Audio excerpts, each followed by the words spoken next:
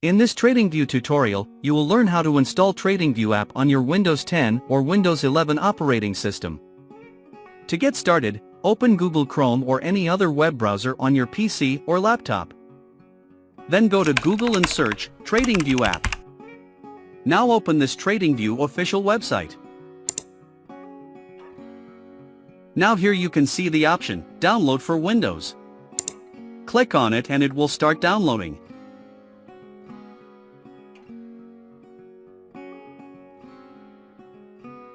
After downloading the exe file, open the app file and install it.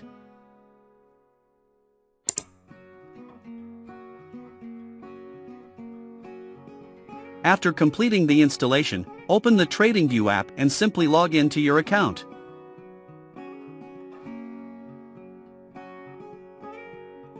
That's it for now. If you found this video helpful, please like the video and subscribe to my channel for more.